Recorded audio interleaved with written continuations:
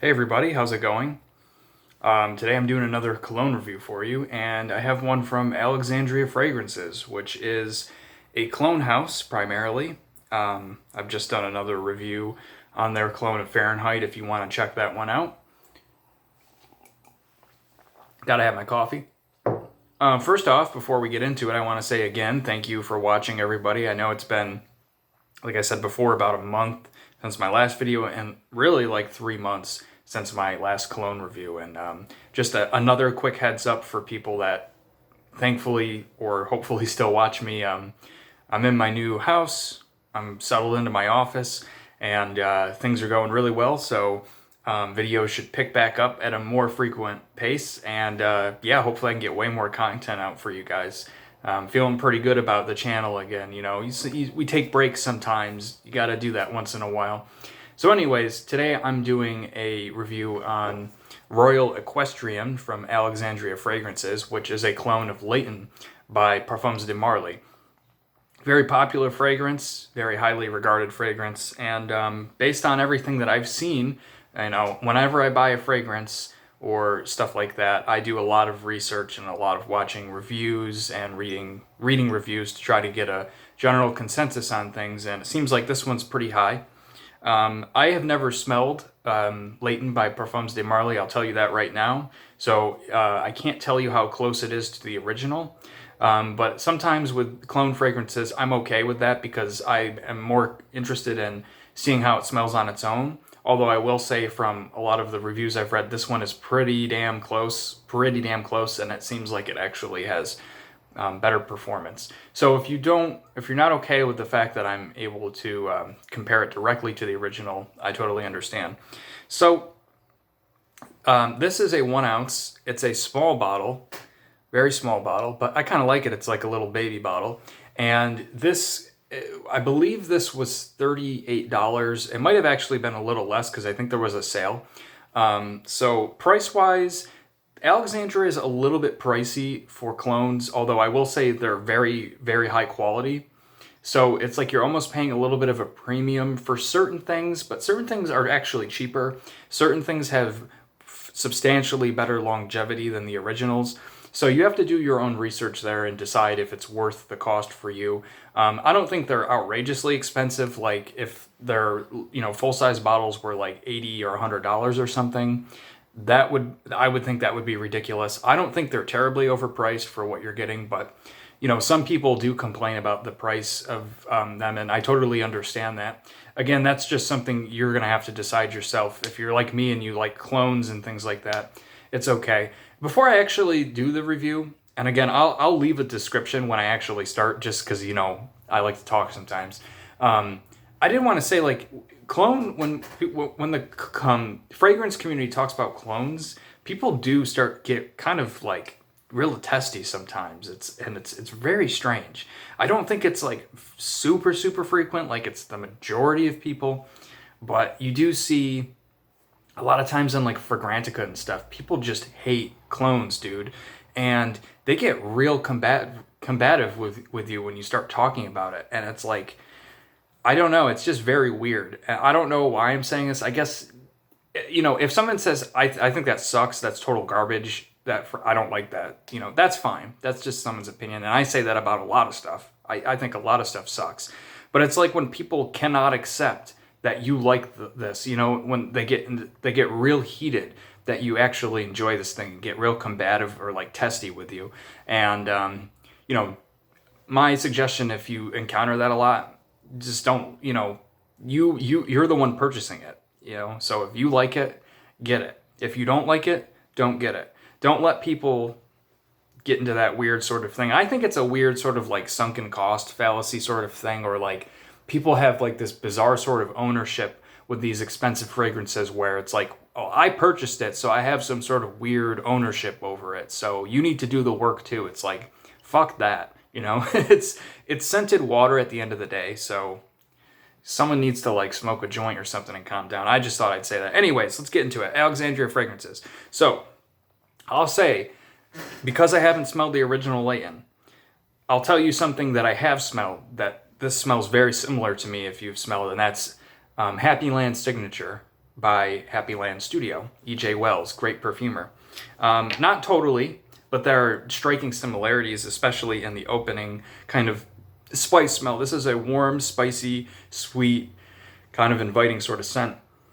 Smelling the cap, there's a spice blend in here, and it's that warm baked goods kind of spice smell with some cinnamon and stuff like that. And that, to me, at least to Happy Land Signature, is very similar, almost identical.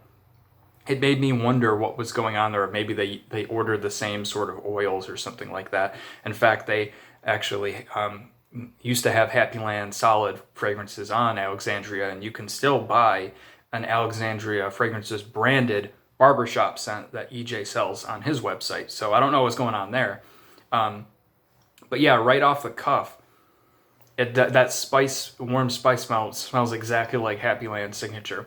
And the top of this has a bit of a weird accord that some people have talked about. I don't know if it's in the original Layton, but it's this weird minty, mentholy, almost medicinal-like vibe. A lot of people think it's very off-putting, and I can understand why. Considering this is a warm, inviting, spicy fragrance, it's a bit weird to have that sort of vibe going on at the top. I actually like it, but it is totally different than the rest of the fragrance, so it does kind of stand out and seem a bit weird. And I think, I haven't looked at the notes for this actually, but what I think I'm smelling, and I smell it throughout the fragrance as well, is geranium.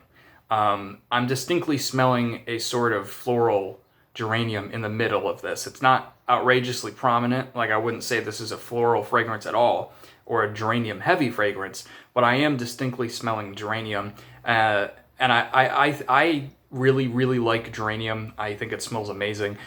I'm kind of weird, so like all of my household products are geranium scented. My soap, my floor cleaner, my dish soap, it's all rose geranium, which has a distinct rose note, and it also has a distinct mint note to my nose. So geranium is not very sweet or anything, it's just a very clean, rose, minty, kind of scented sort of flower, and I'm distinctly smelling that in here. So perhaps that minty menthol sort of vibe at the top, I think might be geranium.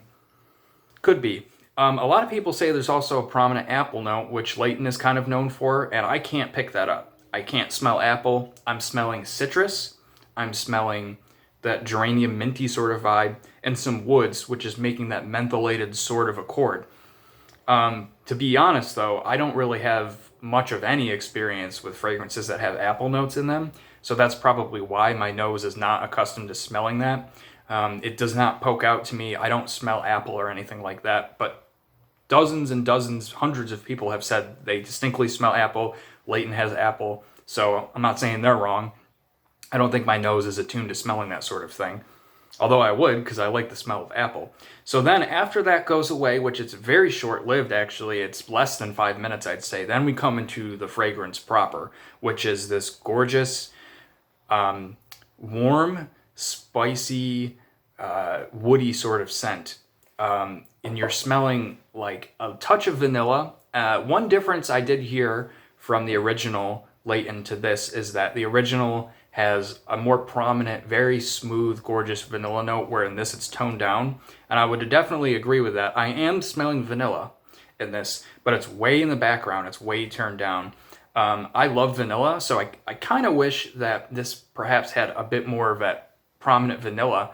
However, that kind of, the citrus goes away, but that kind of geranium, minty, very light and fresh almost sort of note mixed with the spiciness. This is a much fresher fragrance than I thought it was going to be. Now, don't get me wrong, this isn't a freshie by any means. This isn't blue, this isn't a citrus heavy cologne or anything like that, but it does have a distinct freshness to it throughout. And I just thought this was going to be a real heavy fragrance. And again, if I could compare it to Happy Land Signature, which is a very heavy, very thick fragrance, very winter oriented. Again, the spice smell is very similar, if not almost identical. So if you're aware of that fragrance, the spice smell you're going to get in this is the same basically. Consequently, that's one of my favorite fragrances ever. So I love this, it smells very similar in that regard. It's awesome. But this just has a freshness to it, which I was totally not expecting, and I really like, because that makes this much lighter. It's not light in terms of projection or performance. It's lighter in terms of composition. I think this is a fragrance that could be worn in the spring. I mean, it's spring right now. The weather is all over the place. You know, some days it's 75, some days it's 50. But I think that this would work well in the spring, especially like on an overcast, rainy day. This would be awesome. Perfect in the fall. I mean, walking around, taking a walk outside with the leaves changed to orange and red, this would be the fragrance. And winter, this would work really well too. You could even probably wear this in the summer. You know, that spicy wood kind of smell would definitely make it a little bit more hard to pull off. But again, like I've said before, we're normally in air conditioner during the summer. So I wouldn't wear this if you're going outside and it's 85 degrees out. That might be too much for you. You might start to get nauseated from that. You might get that back draft kind of thing from these heavier fragrances. But yeah, man, it really smells great.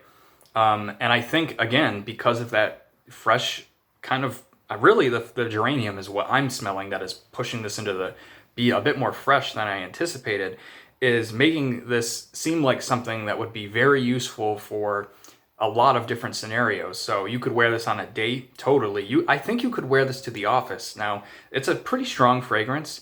Projection-wise, and I should have mentioned, it's Extrait de Parfum. I think all of Alexandria's fragrances are Extrait de Parfums, which I generally prefer. Not huge projectors normally. Some, you know, it's I think this leaves a little bit of a scent bubble, a very small amount of sillage. So if I just put this on and I leave a room and I come back in, I can smell it. It leaves a little bit, but very light. But yeah, I think that I do one spray, you do whatever you want, but I think this would probably be good for the office. It'd be good for a wedding or something like that. General cuddle up scent. I think this is great for a lot of things. And again, because of that freshness, I really like that. And, you know, again, if I could go back to Happy Land's signature, I know, again, this is a LAYTON clone, but that's something I've smelled that is very similar. That has a honey note in it. This amazing, outrageously good honey note, but that pushes it over the edge into being a thick winter scent. And this doesn't have that honey note. It's got that geranium note. So I just think this is really good. I'm starting to repeat myself, but yeah. So I should talk about the presentation, because I guess I haven't done that. Comes in these bottles, as you can see. Great bottle, very heavy, nice glass bottle. I like the design because it's very minimal, and which is what I like. And you got a sticker with the logo, the name, some notes and stuff like that. And it's one of those kind of plastic sort of stickers. So the sticker is heavy. It's not going anywhere. It's not going to fade. It's outstanding. We have this cap, which I'm sure you can hear. Oh, it's not clicking on now. Okay. Well, this cap is not clicking on like my other one does. You can just hear it going down, but it's not going anywhere. My other one clicks on. This did not come in a box, which I kind of wish it did, because when I got my other one, 69 Fahrenheit, it came in this incredible box, super sturdy, and it's presented like that. I mean, incredible presentation. But let me just do the cap on this one. Oh, is it not doing it now? There we go. Yeah, you hear that? Okay. This one doesn't do that, maybe because it's smaller. I don't know. But yeah, the caps are great. Now, talking about attention to detail, Hani Hafez, I believe is the name of the perfumer of this company, he actually sent a typed out note in my order saying that he apologized that there were no boxes for these smaller 30 ml bottles. So he just could have not done that. But that's really cool that he at least said, hey man, we don't have these. That's why it didn't come like that. I will say this was packaged the best of any perfume I've ever owned or received. It came in 2 bubble-walled packing envelopes, taped the hell out of with a fragile sticker on it. So even though this wasn't in a box, first off, it's not leaking because of the cap, and that's a big deal. And I noticed the sprayers don't either, and let me just do a spray. I don't know if you could see that, but the sprayers are outstanding on these. That smells good. And yeah, they're just really, really well. So you're never going to have to worry about packaging or leakage or anything like that with these, which is great. The dry down of this, and I should talk about longevity. The longevity is for these two, I only own two, is pretty incredible, okay? I'm going to say probably 12 hours for me.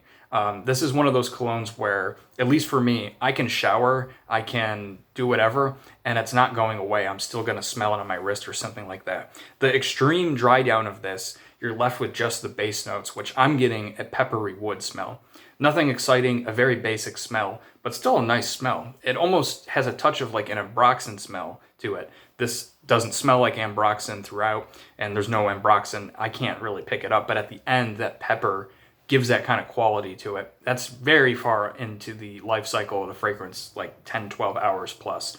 So yeah, I'm gonna end it here because I'm going on way long, but I think this is fantastic. I've never smelled Layton, like I said. I'm not really gonna rush out to do that. I mean, maybe it would be fun to compare it, get a little sample or something, but I don't need to. This is fantastic. This is totally kind of up my alley. I love it. I really like this company. If you like this company, if you hate this company, let me know. I love to hear. I always like to hear what your scent of the day is, so let me know. I'm really looking forward to purchasing some more fragrances from this company. He does have some original creations that seem, from first glance, just skimming through, to be more like Egyptian inspired, because that's where I believe he's from. And I also really like those style of fragrances, so I'm looking forward to checking those out. So yeah, that's Royal Equestrian by Alexandria Fragrances. It's a Layton clone. Yeah, I hope everybody's doing well. I'll be back real soon with something. Might not be a fragrance. It could be a book or movie review or something, but I'll be back with some more content for you guys. So I hope you're all doing well. Peace out and smell good.